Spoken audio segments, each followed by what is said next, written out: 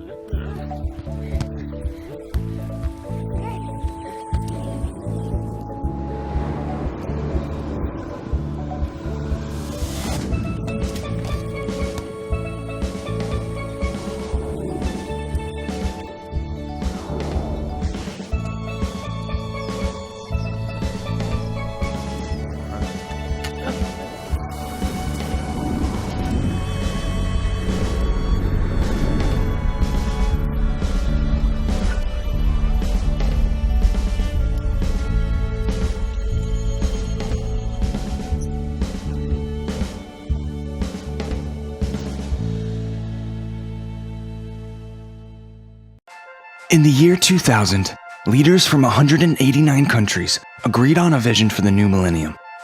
They wanted to end extreme poverty in all of its forms. So they made a list of 8 goals, called the Millennium Development Goals, and they wanted to achieve these goals in 15 years. One of the leading organizations working to fulfill these goals has been the United Nations Development Program, or UNDP. We're present in more than 170 countries and territories. We championed the goals so that people everywhere would know what they were and how people could do their part. We funded projects that helped fulfill the goals. We helped countries accelerate NDG progress by breaking down the silos and working across sectors. We acted as scorekeeper, helping countries to track progress. As a result, the number of people that live on less than $1.25 per day has dropped by more than half. The number of primary school-age kids who don't go to school, down by almost half. The number of people getting life-saving treatment for HIV increased by over 15 times.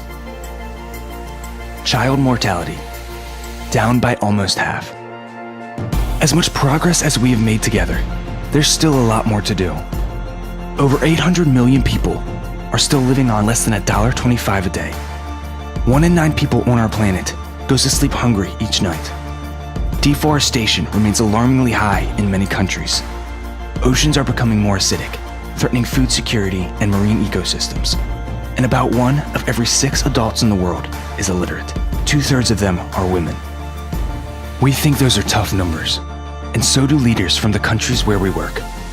So in September 2015, they agreed on a new set of goals to help finish the work we all started in 2000.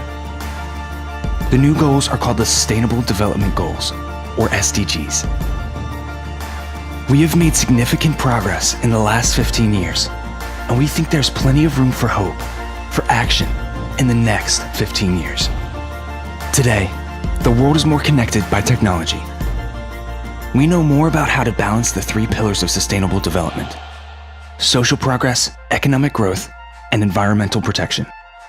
However, our climate is changing. Our planet is transforming, and there are more people on Earth than ever before. We at UNDP believe everyone can have enough of what they need living within our planetary boundaries, and we are working around the world to make this happen. Our goals to reach by 2030 are to eradicate extreme poverty, protect our environment, and much more. UNDP has 50 years of experience working with countries to make this a more prosperous, healthy, inclusive, and sustainable world. Join us. Hi, Alex here. You've probably heard about the triple bottom line. a concept that is used a lot when speaking about sustainability, and particularly sustainability in business. John Elkington, a global authority on corporate responsibility and sustainability, coined the phrase in a book in 1997. His argument was that the methods by which companies measure value should include not only a financial bottom line, profit or loss, but a social and environmental one as well. The concept has evolved into one that's often described as three overlapping circles. You've probably seen this image before. Sustainability is typically defined as the place where economy, social realities, and environmental health overlap. The concept of the triple bottom line mainstreamed the idea of sustainability as including people, planet, and profit. It helped business to understand that long-term sustainability of an organization required more than just financial equity. It also helped to clarify that when businesses were considering what sustainability meant for them, it didn't mean they had to give up the notion of financial success. But this overlapping circles image of the triple bottom line can convey a lot more. The circles are all the same size. Does this indicate that the economy is the same relative size or value as the other two circles, which deal with society and the environment? Science tells us that left to its own devices, the planet operates in a balanced way. We call this the cycles of nature, and they are powered by energy from the sun. Science also tells us that matter is not created or destroyed, while laws of thermodynamics tell us that everything tends towards dispersal. That's the principle of entropy. Because plant cells are, for all intents and purposes, the only cells that can produce structure from energy, photosynthesis is the process by which matter is structured on our planet. This is why we say that photosynthesis pays the bills. Without it, creation of structure from energy would not occur and entropy could rule the day. So how does this help us understand the triple bottom line? Plant cells belong to the environment circle of the triple bottom line. If plant cells are the original creators of structure, then this is the circle on which everything else depends, or in which everything is embedded. Everything comes from nature at some point. Society, which is related to the social circle of the triple bottom line, exists within the environment. An economy is a byproduct of society. So instead of three overlapping circles, we have three nested circles, where the economy is a wholly owned subsidiary of the environment. To achieve sustainability, we need to comply with social and environmental conditions, meet human needs within ecological constraints. This is what we need to provide the resources we use and to absorb the waste we produce. 1.5 planets. So that means that it takes about a year and a half for our planet to regenerate what we use in a year. Our ecological footprint measures how much land and water area we need to produce the resources we use, things like energy, food, land for settlements, timber, seafood, and to absorb the waste we generate. Our biocapacity is the amount of biologically productive area that is available to provide the resources we use and to absorb the waste. So we can compare footprint and biocapacity to see if we are well balanced or not. The United States has a footprint of 8 and a biocapacity of 3.87, so the difference is minus 4.13. So they are a big ecological debtor country. This is actually the case of most developed countries. The Global Footprint Network published the footprint in low, middle, and high-income countries between 1961 and 2008. This is the world's average biocapacity. What do you notice? Yeah, it is systematically decreasing. So basically, the story reads, the wealthier people are, the bigger the footprint. So when we can afford it, it's hard to resist, I guess. And this is also confirmed by the fact that 17% of the world's population consumes 80% of the world's resources.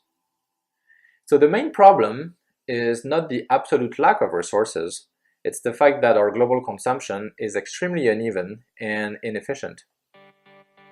So these were footprints for nations, but you can also measure the ecological footprint of an individual, a city, a business, or all of humanity to assess our pressure on the planet. So I calculated my own ecological footprint on the Global Footprint Network website, and it is about 5.5.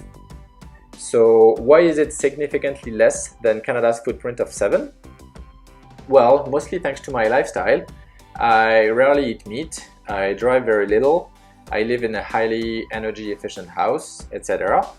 So you can go and calculate your own personal footprint if you like. I included the link in the description below. So the ecological footprint is a really useful way of understanding our relationship to the planet and how the ways in which we live impact our ability to survive and thrive as a race over time. I want to leap over buildings, want to fly over the shores, save the people from the villains, catch the crooks who rob the stores, write my name upon the sky, and when you call me, I'll be there, faster than a lightning flash, rushing through the cool night air.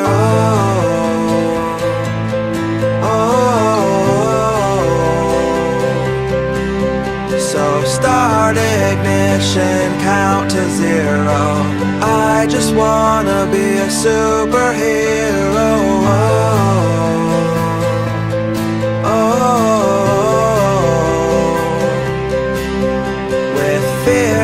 Thoughts, emotions swirl. I wanna be the man that saves the world, yeah.